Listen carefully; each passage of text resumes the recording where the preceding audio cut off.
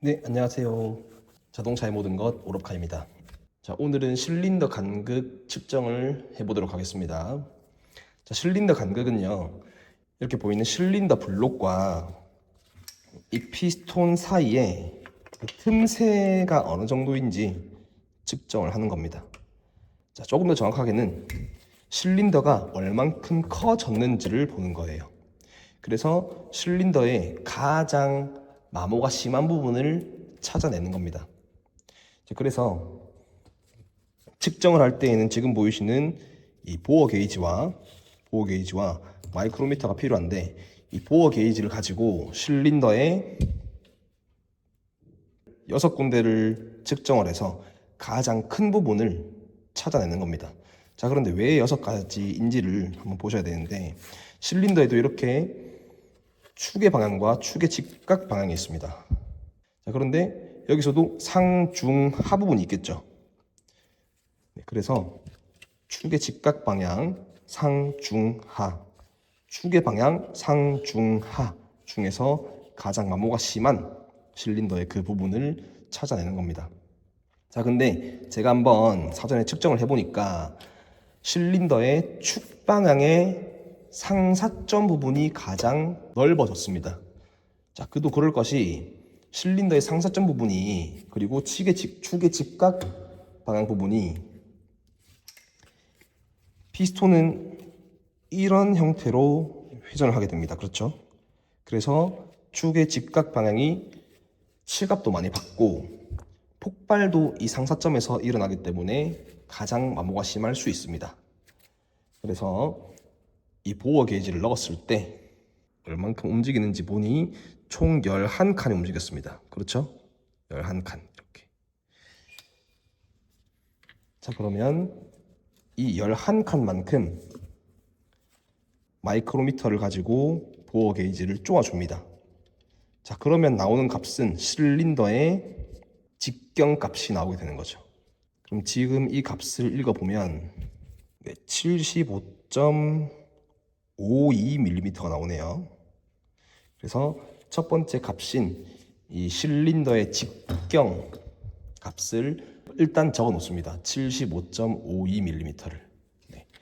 자, 그 다음에 측정을 우리가 해야 되는 거는 이 피스톤의 직경입니다. 자, 피스톤 보이시나요? 제가 아까 첫 번째로 말씀드린 게 이 실린더의 간격은 피스톤과 실린더의 간격이라 했지 않습니까? 근데 조금 더 정확하게는 실린더가 얼만큼 커졌는지를 보는 겁니다. 자, 그럼 반대로 이 피스톤은 가장 정상적인 부분에서 피스톤의 직경을 구한 다음에 이 두 개의 차를 구하는 거예요. 자, 피스톤도 이렇게 상부분이 피스톤의 헤드 부분에서 폭발이 일어납니다. 그렇기 때문에 열과 압축 이런 것들이 많이 받죠. 그래서 변형이 가장 클 수가 있습니다. 이 부분은. 그렇기 때문에 가장 변형 가능성이 적은 부분은 피스톤의 이 하단 부분인 스커트 부분입니다. 이 부분의 직경을 한번 측정을 해서 이게 차를 구해주는 거죠. 자, 그러면 이 스커트 부분에 한 5mm 지점, 밑에서 5mm 지점에서 제가 직경을 구해 보겠습니다. 네, 지금 값을 보니까 74.98 또는 97mm 나오네요. 74.97mm라고 하겠습니다. 네. 자, 그러면 이 보어 게이지에서 측정을 했던 실린더의 지름값과 피스톤 스커트 부분에서 마이크로미터 가지고 쟀던 피스톤의 직경의 값을 두 개의 차를 보여주는 겁니다. 자, 근데 이 보어 게이지를 사용을 할 때 좀 헷갈릴 수 있는 부분이, 우리가 총 6군데를 측정한다 했죠. 근데 그 중에서 바늘이 많이 움직인 게 있을 것이고 적게 움직인 게 있을 거예요. 자, 그러면 그 중에서 어떤 게 실린더가 큰 값이냐라는 게 조금 헷갈릴 수가 있습니다. 당연히 우리는 바늘이 많이 움직인 게 더 큰 값이라고 생각할 수가 있는데, 이거는 반대입니다. 왜냐하면 보어 게이지의 아랫부분을 눌릴 때 들어가는 거잖아요. 많이 눌렸다는 거는 직경이 작다는 뜻이겠죠. 적게 눌렸다는 거는 직경이 크다는 뜻입니다. 자, 그래서 실린더의 직경을 구할 때 보어 게이지에 바늘이 조금만 움직인 것이 6군데 중에서 가장 조금만 움직인 것이 실린더의 직경이 가장 큰 값이다. 그리고 그게 축의 직각 방향의 상부분에서 측정한 총 11칸이다 라는 것을 알고 계시면 되겠습니다. 자, 그러면 이제 기록표 작성 방법으로 가보겠습니다. 네, 그러면 지금부터 실린더 간극 기록표 작성을 해보도록 하겠습니다.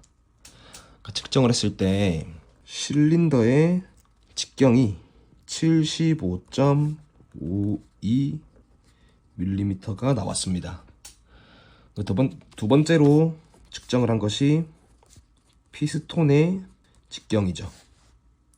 피스톤 직경은 74.97mm가 나왔습니다.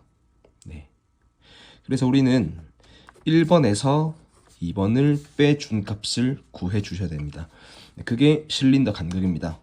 그래서 75.52mm 빼기 74.97mm를 해보니까 0.55mm가 나왔습니다. 네.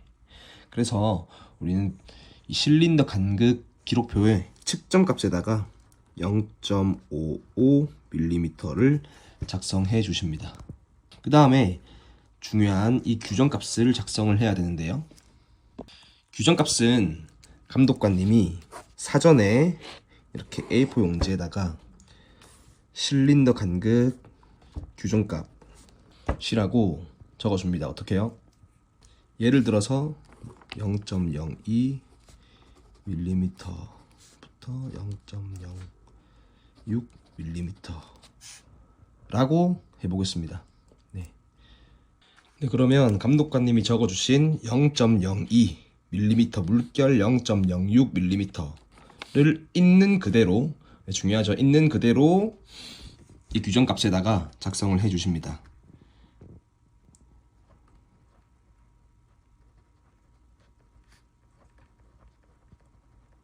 네. 이 규정값은 있는 그대로 작성을 해 주셔야 됩니다. 만약에 단위를 적지 않았다거나 예를 들어서 어떤 이상 이하의 범위가 있는 규정값의 경우는 이런 것들을 안 적었다 그러면 이 기록표는 완전 0점 된다는 거 알고 계셔야 됩니다. 당연히 측정값도 실수하시는 분들은 0.55 라고만 작성을 하는 분들도 계십니다. 네. 단위가 정말 중요하다는 거 알고 계셔야 됐고요. 그 다음에 판정을 하시면 되겠습니다. 0.02mm부터 0.06mm 사이에 들어와야 되는데 측정값은 그보다 한참 높은 값이기 때문에 분량에다가 체크하신 다음에 정비 및 조치할 사항을 작성을 해야 되는데요. 실린더를 보면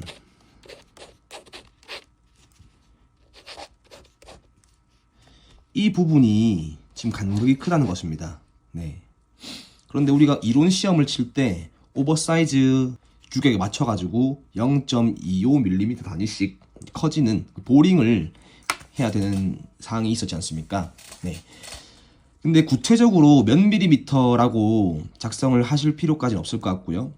대신에 어떤 작업을 하는지 조금 명확하게 작성을 해주시는 게 좋겠습니다. 그래서 실린더를 보링을 첫 번째로 하는 거예요.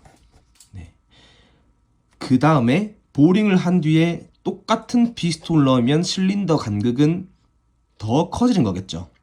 보링이란 거는 실린더를 더 키워내서 깎는 거니까요.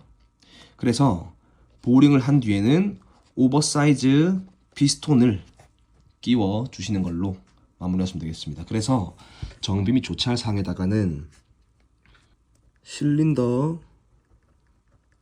보링 후 피스톤 오버사이즈로 교환 후 재점검 이라고 적어주시면 되겠습니다. 마지막에 이 재점검이라는 단어를 꼭 넣어주셔야 됩니다. 사실은 실린더를 보링할 때 보링을 한 뒤에 이 스크래치를 좀 깎아주는 작업인 호닝이라는 작업도 있습니다. 그래서 실린더 보링 호닝 후 이렇게 적으셔도 되고요. 간단하게 실린더 보링 후 피스톤 오버사이즈로 교환 후 재점검을 적어 주셔도 되겠습니다. 네. 그럼 두 번째로 양호일 때도 한번 봐야겠죠. 우린 첫 번째로 규정값을 먼저 적어줍니다.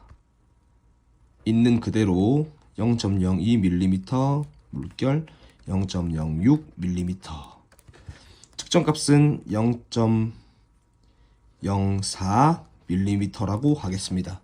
자, 그러면 범위 안에 들어가죠. 네, 양호라고 체크를 해주시고요.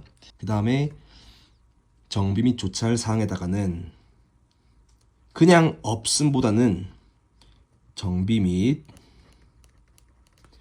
조치할 사항 없음이라고 구체적으로 적어 주시는 게 좋습니다. 없음만 적는 것은 뭐가 없는지 모르는 거죠. 네, 뭐가 없는지 모르기 때문에 정비 및 조치할 사항이 없다, 이렇게 조금 구체적으로 작성을 해 주시는 게 좋겠습니다. 네, 지금까지 실린더 간극 측정법과 기록부 작성법에 대해서 알아보았습니다. 감사합니다.